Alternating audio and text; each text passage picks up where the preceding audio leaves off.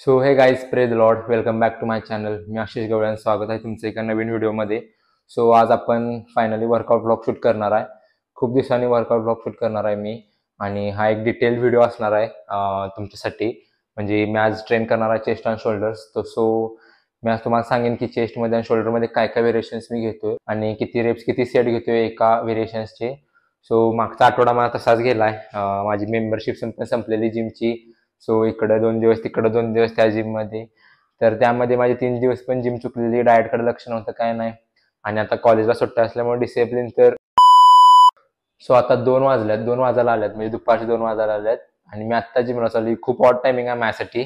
तर मित्राचा फोन पण आलेला, तर लवकर जाऊया आणि तुम्हाला सगळं सांगतो. आणि आजचा जो वर्कआउट ब्लॉग असणार आहे तो सगळा डिटेल असणार आहे. तर अनफॉर्च्युनेटली गाईज माझा अकाउंट फ्रीज झाले, म्हणजे व्ह्यूज थोडे डाऊन आल्यात. आणि पण आता ते बघितलं मी कसं अनफ्रीज करायचं. सो मीच तो म्हणणारा डेली व्लॉगिंग करणार, कारण काय डेली व्लॉग येत नाहीत काय नाहीत. पण महिन्यानं 15 दिवसानं व्लॉग यायला लागलात माझं. पण आता मी ट्राय करेन, डेली तर नाही, एक दिवस स्किप करून तर मी व्लॉग करायला ट्राय करेन. सो आता मी प्री वर्कआउटसाठी दही आणि भात खाल्लाय, फुल काप्स लोड केल्यात बॉडीमध्ये. तो आता बघायचा मला पंप कसा येतोय आजचा वर्कआउटसाठी. सो आता पाऊस पण चालू झालाय बघा, दिसते काय आमच्या घरासमोर नदी आल्या. पण काय शिना आपण जायचं पावसात भिजत जायचं वर्कआउटला, कारण इथनं मागं मी लई एक्सक्युजेस दिल्यात. पाऊस पडायला नंतर जाऊया असं ढीग एक्सक्युजेस आहेत, म्हणजे झोप आली झोपलो. पण आता तसं नाही. परवा काल पण मी असंच कंटाळा म्हणून वर्कआउटला गेलो. तर तसं आता चालू करणार आहे रेग्युलर जिम वर्कआउट. सो आता जाऊया. So guys now are finally in the gym. तर पहिल्यांदा तुमचं काय असेल ते वॉर्मअप स्ट्रेचिंग सगळं करून घ्या वॉर्मअप एरियामध्ये. सो आता पहिल्यांदा मी वॉर्मअप साठी जोर मारून घेणार आहे, म्हणजे इंडियन पुशअप्स. आणि त्यानंतर मग आपला मेन सेट चालू करणार आहे. पहिल्यांदा आपण चेस्ट घेणार आणि त्यानंतर शोल्डर घेणार. चेस्टसाठी पहिल्यांदा इन्क्लाइन डंबेल प्रेस, त्यानंतर स्मिथ मशीन चेस्ट प्रेस फ्लॅटसाठी, आणि लोअरसाठी केबल फ्लाय घेणार आहे. आणि त्यानंतर मग शोल्डरचं. मग तुम्हाला सांगतो काय काय विषय असते आणि काय काय नसतं.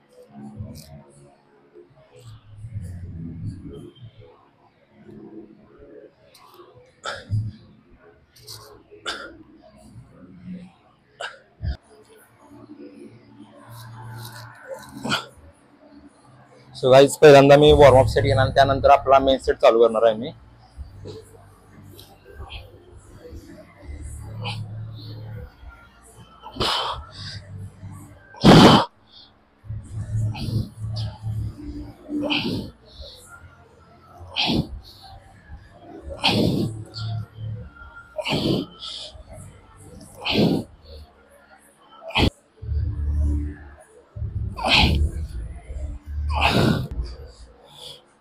सो चालू करूया आपण आपला आता पहिला मेन सेट. आणि जेवढं मॉडरेट वेट घेता येईल तेवढं घ्या. लई इगो लिफ्टिंग करू नका, कारण इगो लिफ्टिंगमुळे तुम्हाला इंजुरी होणार आहे. बाकी काय विषय नाही. तर चालू करूया आता आपला पहिला मेन सेट.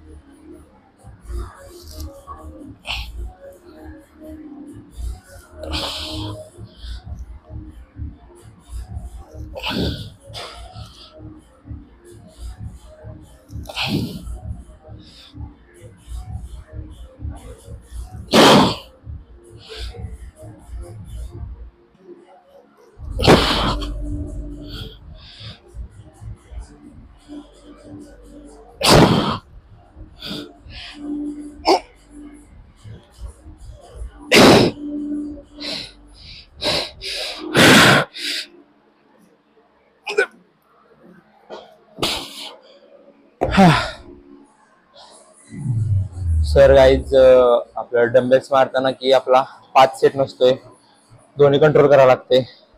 आपला माइंडसेट आणि डंबेल्सचं कंट्रोल. स्मिथ मशीनला कसा 5 आपला फिक्स असतोय, त्यामुळं आपण इझिली वेट्स मारू शकतो किंवा तिथं फिक्स करू शकतो जर आपल्याला पुढे जात नसेल तर. पण इथं तसं नसते, फुल कंट्रोलनं मारा लागते आणि फुल माइंडसेट. तर बाकी विषय नाही एवढं.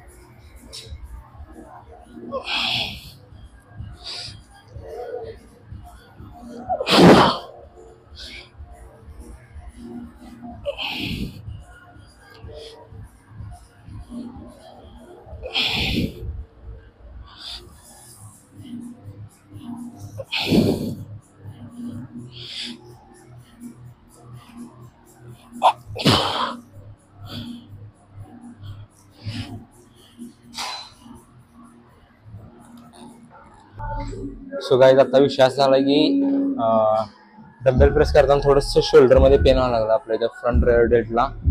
कसला पेन आहे का माहित नाही, ते 2 आठवडे झालं व्हायला लागला, ते 2 आठवडे झालं व्हायला लागलाय, तर बघून यायचा.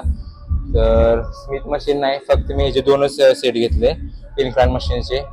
सो आता मी पेक डेक आणि केबल फ्रायज घेणार आहे चेस्टसाठी, कारण ते सेफ आहेत थोडेसे, कारण तिथं कुठली इंजुरी व्हायला नको म्हणून मी तिथं ड्रॉप केलं ते वेट. तर आता ह्याचे 3 सेट आणि मग केबल फ्रायजचे 3 सेट फुल इंटेन्सिटीनं. गाईज इगो लिफ्टिंग करू नका किंवा असं सेट मारू नका कुठलेच. तर फुल कंट्रोलने आणि माइंड मसल तुमचा चांगला ठेवा, मसल माइंड, आणि कंट्रोलनं रेप्स मारा जास्त करून, कारण इगो लिफ्टिंग केली की तुम्हाला पण थोडीफार इंजुरी होऊ शकत्या.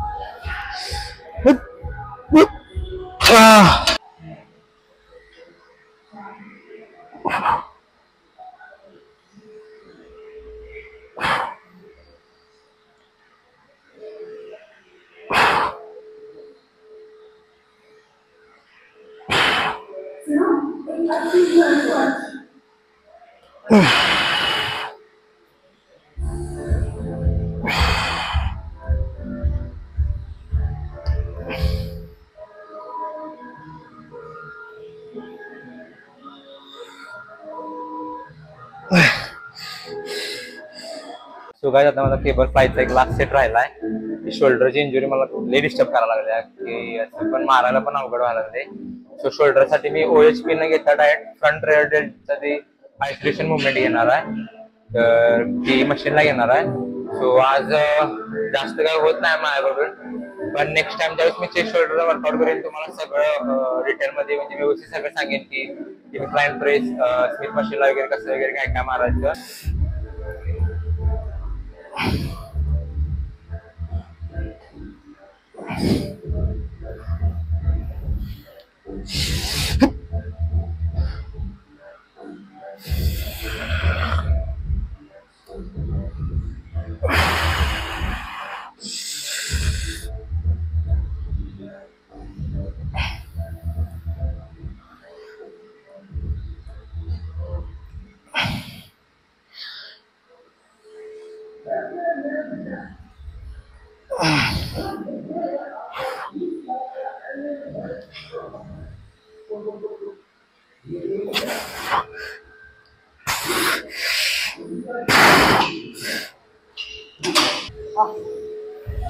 सो वाईज आता शोल्डरसाठी फ्रंट रेअरला ही आयसोलेशन मुवमेंट येणार आहे आणि त्यानंतर मग लॅटरल रेझिस आणि मग आपला वर्कआउट फिनिश.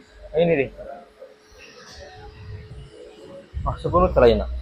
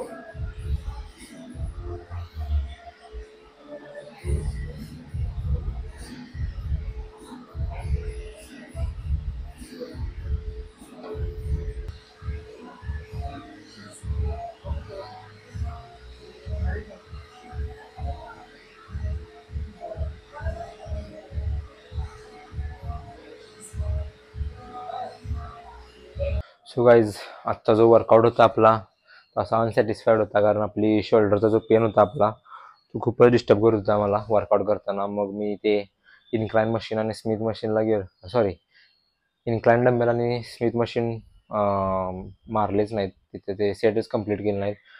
मी डायरेक्ट पेक डेकला आणि केबल फ्लायलाच गेलो. तिथे माझं जे काय होतं ते 100% दिलं आणि शोल्डर प्रेसेसला पण OHP न घेता मी डायरेक्ट आयसोलेशन मुवमेंट घेतली आणि त्यानंतर मग आपले लॅटरल रेजेस घेऊन मी माझा वर्कआउट फिनिश केला, कारण खूपच पेन करतो. आयसोलेशन मुवमेंटला पण मला ते जाणवत होतं पेन. आता बघा नेक्स्ट वर्कआउटला मी मला 100% देईन. जर हे बरं होत असेल तर just hope for the best. जर तुम्हाला माझ्या व्हिडिओ आवडत असतील तर नक्कीच लाईक करा, शेअर करा आणि सबस्क्राईब करायला विसरू नका.